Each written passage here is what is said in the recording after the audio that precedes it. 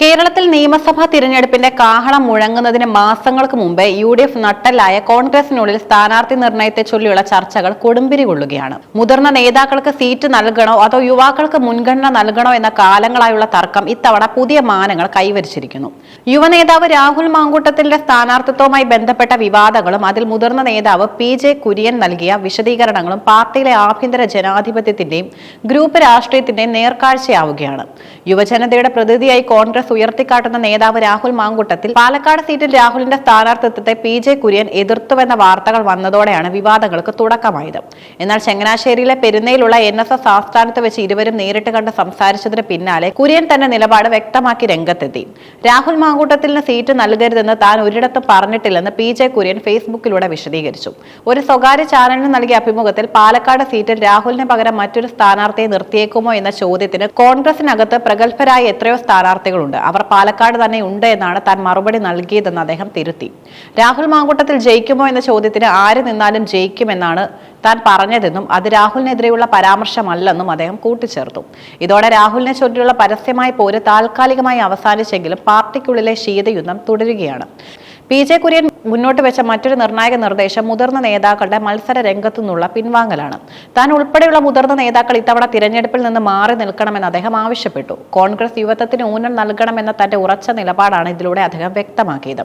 കോൺഗ്രസിനുള്ളിൽ ഒരു ഡസനോളം പേർക്ക് മുഖ്യമന്ത്രി മോഹമുണ്ടെന്ന കുര്യന്റെ പരാമർശം പാർട്ടിക്കുള്ളിലെ അധികാര വടംവലിയാണ് തുറന്നുകാട്ടുന്നത്. MP മാരെ നിയമസഭയിലേക്ക് മത്സരിപ്പിക്കാൻ ഇത്തവണ ഹൈക്കമാൻഡ് താൽപര്യപ്പെടുന്നില്ല എന്ന സൂചനയും അദ്ദേഹം നൽകി. 50 സീറ്റുകളിൽ സ്ഥാനാർത്ഥികളെ മുൻകൂട്ടി നിശ്ചയിക്കുന്നതിലൂടെ തിരഞ്ഞെടുപ്പ് പ്രചാരണത്തിൽ മുൻതൂക്കം നേടാനാണ് കോൺഗ്രസ് നീക്കം. പ്രതിപക്ഷ നേതാവ് VD സതീശന്റെ നിലപാടുകൾ പാർട്ടിക്കുള്ളിലെ യുവതാരങ്ങൾക്ക് വലിയ ഊർജ്ജമാണ് നൽകുന്നത്. കോൺഗ്രസിനുള്ളിൽ പെരുന്തച്ചൻ കോംപ്ലക്സ് ആർക്കും പാടില്ലെന്ന് അദ്ദേഹം തുറന്നടിച്ചു. തിരഞ്ഞെടുപ്പിൽ ജയിക്കാൻ സാധ്യതയുള്ള യുവാക്കൾക്കും സ്ത്രീകൾക്കും പരമാവധി സീറ്റുകൾ നൽകുക എന്നതാണ് പാർട്ടിയുടെ പുതിയ നയം. സതീശന്റെ പ്രധാന പ്രഖ്യാപനങ്ങൾ യുവാക്കൾക്ക് അവസരം നൽകുമ്പോൾ സ്വാഭാവികമായി ഒരു വിഭാഗം മുതിർന്ന നേതാക്കൾക്ക് തിരഞ്ഞെടുപ്പ് രാഷ്ട്രീയത്തിൽ നിന്ന് വിട്ടുനിൽക്കേണ്ടി വരുമെന്ന് അദ്ദേഹം വ്യക്തമാക്കി. 10 വർഷം കഴിയുമ്പോൾ താനും ഇത്തരത്തിൽ വിരമിക്കലിനെ കുറിച്ച് ആലോചിക്കുമെന്നും അദ്ദേഹം പറഞ്ഞു. ഇത്തവണ മുഖ്യമന്ത്രി സ്ഥാനാർത്ഥിയെ മുൻനിർത്തിയല്ല UDF തിരഞ്ഞെടുപ്പിനെ നേരിടുന്നത്. തിരഞ്ഞെടുപ്പിന് ശേഷം ഭൂരിപക്ഷം ലഭിച്ചാൽ MLA മാരും ഹൈക്കമാൻഡും ചേർന്ന് നേതാവിനെ തീരുമാനിക്കുന്ന രീതി തുടരും. നിലവിലെ സാഹചര്യത്തിൽ 85ഓളം സീറ്റുകളിൽ UDFന് വ്യക്തമായ മുൻതൂക്കമുണ്ട്. ചിട്ടയായ പ്രവർത്തനങ്ങളിലൂടെ 100ലധികം സീറ്റുകൾ നേടി ഭരണം തിരിച്ചുപിടിക്കുമെന്ന ആത്മവിശ്വാസം അദ്ദേഹം പ്രകടിപ്പിച്ചു. മുൻകാലങ്ങളിൽ നിന്ന് വ്യത്യസ്തമായി ഇത്തവണ വിജയസാധ്യതയ്ക്ക് മാത്രമായിരിക്കും മുൻഗണന. യുവാക്കൾക്ക് മുൻഗണന നൽകുന്നതിലൂടെ ഭരണവിരുദ്ധ വികാരം വോട്ടാക്കി മാറ്റാൻ കഴിയുമെന്നും കോൺഗ്രസ് കരുതുന്നു. കൂടുതൽ വനിതാ സ്ഥാനാർത്ഥികളെ രംഗത്തിറക്കി സ്ത്രീ വോട്ടർമാരെ ആകർഷിക്കാനും നീക്കമുണ്ട്. മത-സാമുദായിക സംഘടനകളുടെ പിന്തുണ ഉറപ്പാക്കുന്ന തരത്തിലായിരിക്കും സീറ്റ് വിഭജനം. എങ്കിലും രാഷ്ട്രീയ നിലപാടുകൾക്ക് പ്രാധാന്യം നൽകുമെന്ന് നേതൃത്വം പറയുന്നു. സീറ്റ് വിഭജനം 3 ആഴ്ചയ്ക്കുള്ളിൽ പൂർത്തിയാക്കുമെന്നാണ് VD സതീശൻ പറയുന്നത്.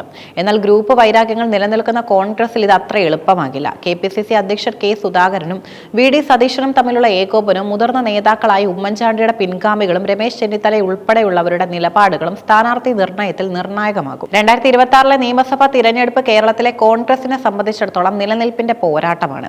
യുവാക്കൾക്ക് പ്രാധാന്യം നൽകിക്കൊണ്ട് ഒരു തിളക്കമുള്ള ടീമിനെ അവതരിപ്പിക്കാൻ നേതൃത്വം ശ്രമിക്കുമ്പോൾ മുതിർന്നവരുടെ അനുഭവ സമ്പത്തിനെ എങ്ങനെ പ്രയോജനപ്പെടുത്തും എന്നതും വലിയ ചോദ്യമാണ്.